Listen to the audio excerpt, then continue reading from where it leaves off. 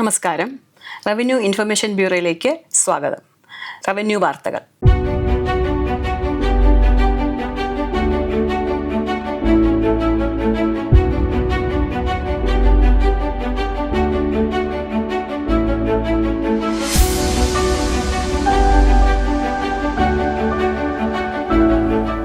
പ്രധാന വാർത്തകൾ. മന്ത്രിസഭയുടെ 4ാം വാർഷിക ആഘോഷ പരിപാടികൾ ഏപ്രിൽ 21 ആരംഭിക്കും. വികസന പ്രവർത്തനങ്ങൾ വിലയിരുത്താൻ മേഖലാ അവലോകന യോഗങ്ങൾ ചേരുന്നു. അരനൂറ്റാണ്ടിന്റെ സ്വപ്ന സാക്ഷാത്കാരം. ഒളകര ഉന്നതിയിലെ 44 കുടുംബങ്ങൾക്ക് പട്ടയം കൈമാറി. വാർത്തകൾ വിശദമായി. മന്ത്രിസഭയുടെ 4ാം വാർഷിക ആഘോഷ പരിപാടികൾ ഏപ്രിൽ മെയ് മാസങ്ങളിൽ നടത്താൻ ചൊവ്വാഴ്ച ചേർന്ന മന്ത്രിസഭാ യോഗം തീരുമാനിച്ചു. തദ്ദേശ സ്വയംഭരണ സ്ഥാപന തലം മുതൽ ജില്ലാ സംസ്ഥാന തലം വരെ വിപുലമായ പരിപാടികൾ ഇതിന്റെ ഭാഗമായി സംഘടിപ്പിക്കും. എല്ലാ ജില്ലകളിലും മുഖ്യമന്ത്രി പങ്കെടുക്കും. ഏപ്രിൽ 21 കാസർഗോഡ് നിന്നും ആരംഭിച്ച് മെയ് 21 തിരുവനന്തപുരത്ത് സമാപിക്കുന്ന രീതിയിലാണ് പരിപാടികൾ. സർക്കാരിന്റെ വികസന ക്ഷേമ പ്രവർത്തനങ്ങളും നേട്ടങ്ങളും അവതരിപ്പിക്കുന്ന ഒരാഴ്ച നീണ്ടു നിൽക്കുന്ന ജില്ലാതല പ്രദർശന വിപണന മേളകളും ഉണ്ടാകും. April 21 Kasaragod, April 22 Wayanad, April 24 Pathanamthitta, April 28 Idukki, April 29 Kottayam, May 5 Palakkad, May 6 Kollam, May 7 Ernakulam, May 12 Malappuram, May 13 Kozhikode, May 14 Kannur, May 19 Alappuzha, May 20 Thrissur, May 21 Thiruvananthapuram എന്നിങ്ങനെയാണ് ആഘോഷ പരിപാടികൾ. ഇതിനു പുറമെ സംസ്ഥാന തലത്തിൽ പൊതുപരിപാടികളും സംഘടിപ്പിക്കും. യുവജനക്ഷേമ വകുപ്പിന്റെ നേതൃത്വത്തിൽ യുവജനങ്ങളുമായും വനിതാ വികസന വകുപ്പിന്റെ നേതൃത്വത്തിൽ വനിതകളുമായും SC/ST വകുപ്പിന്റെ നേതൃത്വത്തിൽ പട്ടികജാതി പട്ടികവർഗ വിഭാഗങ്ങളുമായും സാംസ്കാരിക വകുപ്പിന്റെ നേതൃത്വത്തിൽ സാംസ്കാരിക രംഗത്തുള്ളവരുമായും ഉന്നത വിദ്യാഭ്യാസ ആരോഗ്യ വകുപ്പുകളുടെ നേതൃത്വത്തിൽ ഗവേഷണ വിദ്യാർത്ഥികൾ ഉൾപ്പെടെയുള്ള പ്രൊഫഷണൽ വിദ്യാർത്ഥികളുമായും സയൻസ് ആൻഡ് ടെക്നോളജി വകുപ്പിന്റെ നേതൃത്വത്തിൽ പ്രൊഫഷണലുകളുമായും ചർച്ച നടത്തും. ചർച്ചകൾക്ക് പുറമെ പ്രദർശനങ്ങൾ, കായിക മത്സരങ്ങൾ തുടങ്ങി മറ്റ് ആഘോഷ പരിപാടികളും സംഘടിപ്പിക്കും. വികസന പ്രവർത്തനങ്ങൾ വിലയിരുത്താൻ മേഖലാ അവലോകന യോഗങ്ങൾ ചേരുന്നു.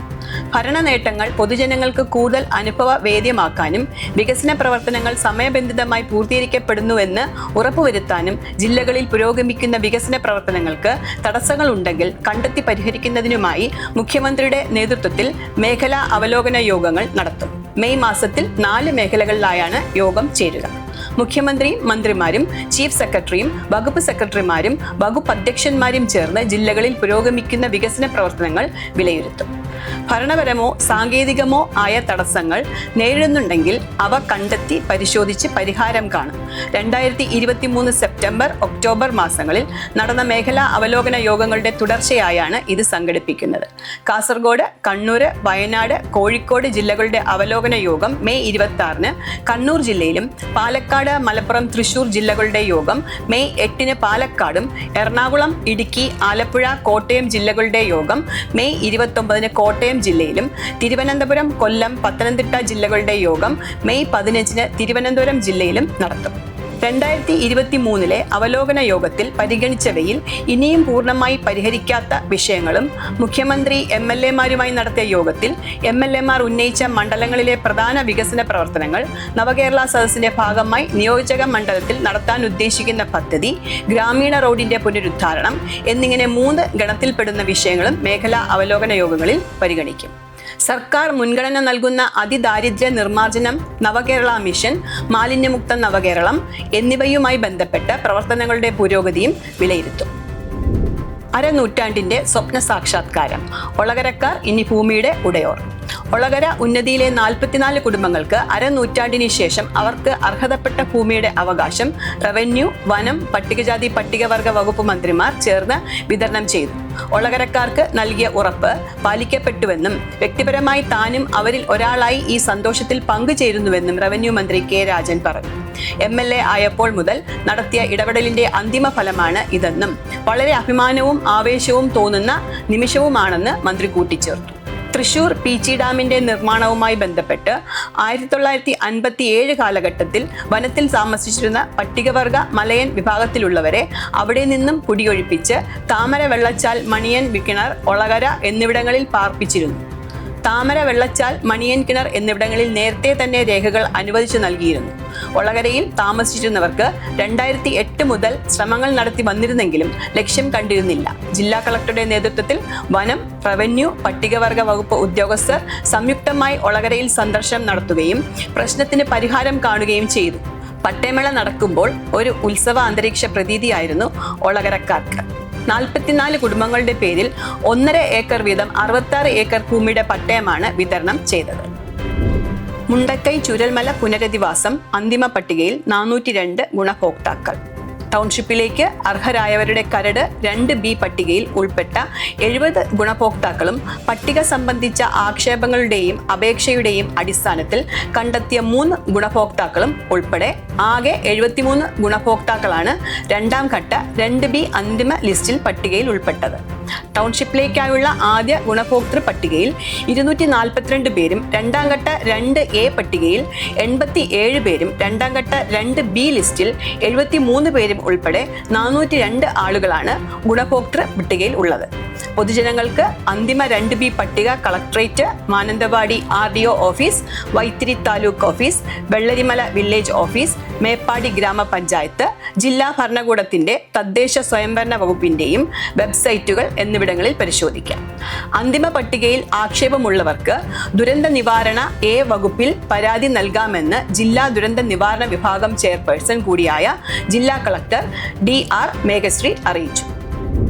മുണ്ടക്കൈ ചൂരൽമല പ്രകൃതി ദുരിതത്തിൽ പുന്നപ്പുഴയിൽ അടിഞ്ഞ ദുരന്താവശിഷ്ടങ്ങൾ നീക്കം ചെയ്യാൻ 195.55 കോടിയുടെ പ്രവൃത്തികൾക്ക് അനുമതി. അവശിഷ്ടങ്ങൾ നീക്കം ചെയ്യുന്നതിലൂടെ നദിയുടെ ഒഴുക്ക് ശരിയായ രീതിയിലാക്കുക, നദീതീരത്തേക്കുള്ള ഒഴുക്ക് നിയന്ത്രിക്കൽ, നദിയുടെ പുനരുജ്ജീവനം, തീരത്തെ മണ്ണൊലിപ്പ് നിന്നും സംരക്ഷിക്കൽ, നദീതീരം സംരക്ഷണം എന്നിവയാണ് ലക്ഷ്യമാക്കുന്നത്. ദുരന്തത്തിൽ 5.7 ദശലക്ഷം ക്യൂബിക് മീറ്റർ അവശിഷ്ടങ്ങളാണ് പുന്നപ്പുഴയാറിൽ അടിഞ്ഞത്. ഇതാണ് പുഴ ഗതിമാറി 8 കിലോമീറ്ററോളം ഒഴുകാനിടയാക്കിയത്. മണ്ണൊലിപ്പ് മൂലമുണ്ടാക്കുന്ന നാശനഷ്ടങ്ങൾ ഒഴിവാക്കൽ, വാസസ്ഥലങ്ങൾ, കാർഷിക വിളകൾ, കെട്ടിടങ്ങൾ എന്നിവയുടെ സുരക്ഷ ഉറപ്പാക്കൽ, നദിയുടെ ഗതിമാറ്റം തടയാൻ സാങ്കേതിക പരിശോധനകൾ, വെള്ളത്തിന്റെ സഞ്ചാരം ഒരേ ദിശയിലേക്ക് പരിമിതപ്പെടുത്തൽ, നദീതടത്തിൽ നിന്നും ഭൂമി വീണ്ടെടുക്കൽ എന്നിവ പദ്ധതി ലക്ഷ്യമാക്കുന്നുണ്ട്. ജലസേചന വകുപ്പാണ് പദ്ധതി നിർവഹിക്കുക. അതിതീവ്ര ദുരന്തങ്ങൾ നേരിടുന്ന സംസ്ഥാനങ്ങൾക്ക് കേന്ദ്ര സർക്കാർ അനുവദിക്കുന്ന സാസ്കി ഫണ്ടിൽ നിന്നും 65 കോടി രൂപയും ബാക്കി തുക മുഖ്യമന്ത്രിയുടെ ദുരിതാശ്വാസ നിധിയിലും ദുരന്ത നിവാരണ വിഭാഗത്തിലും നിന്നുമായി ദുരന്താവശിഷ്ടങ്ങൾ നീക്കം ചെയ്യാൻ വിനിയോഗിക്കും. മുണ്ടക്കൈ ചൂരൽമല ദുരന്ത ബാധിത പ്രദേശത്തെ സ്കൂൾ കോളേജ് വിദ്യാർത്ഥികൾക്ക് 250 ലാപ്ടോപ്പുകൾ വിതരണം ചെയ്യാൻ സർക്കാർ അനുമതി. ചൂരൽമല സ്പെഷ്യൽ സെല്ലാണ് കുടുംബശ്രീ മിഷന്റെ മൈക്രോ പ്ലാനിലൂടെ ലഭിച്ച അപേക്ഷ പ്രകാരം 3 വർഷം വാറന്റിയുള്ള 42,810 രൂപ വിലയുള്ള 250 ലാപ്ടോപ്പുകൾ വിദ്യാർത്ഥികൾക്ക് ലഭ്യമാക്കുന്നത്. സംസ്ഥാന ദുരന്ത നിവാരണ അതോറിറ്റിയുടെ CSR ഫണ്ടിൽ നിന്നും 1.7 കോടി രൂപ പദ്ധതിക്കായി വകയിരുത്തും. വികസന പ്രവർത്തനങ്ങൾക്കടക്കം പൊതു ആവശ്യത്തിനുള്ള ഭൂമി വിലപേശി വാങ്ങുന്നതിന് നിയമനിർമ്മാണം നടത്തുമെന്ന് റവന്യൂ മന്ത്രി K. രാജൻ. നിലവിലെ LARR ആക്ട് 2013 സെക്ഷൻ 108 പ്രകാരം നെഗോഷ്യബിൾ പർച്ചേസ് സംബന്ധിച്ച് പരാമർശം ഉണ്ട്. അത് ആക്ട് പ്രകാരമുള്ള എല്ലാ വില നിർണയ നടപടികളും പൂർത്തിയാക്കിയതിനു ശേഷം ഉചിതമായ നഷ്ടപരിഹാരത്തിന് വേണ്ടിയുള്ളതാണ്.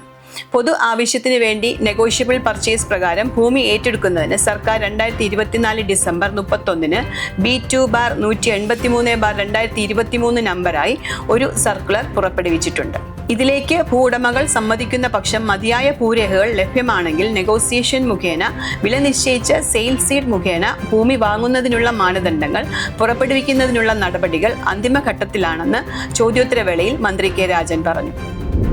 പട്ടയത്തിന് നിരാക്ഷേപ പത്രം. റവന്യൂ, പൊതുമരാമത്ത് വകുപ്പുകളുടെ സംയുക്ത യോഗം ചേരും. റവന്യൂ മന്ത്രി K. Rajan.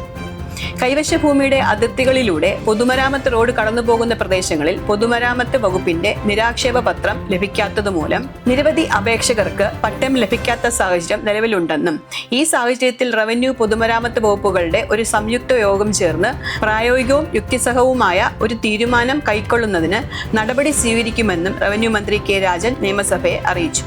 Sebastian Kulathunkal MLA ഉന്നയിച്ച സബ്മിഷനുള്ള മറുപടി പറയുകയായിരുന്നു മന്ത്രി. ഇതോടെ ഈ ബുള്ളറ്റിൻ പൂർണ്ണമാകുന്നു. നമസ്കാരം.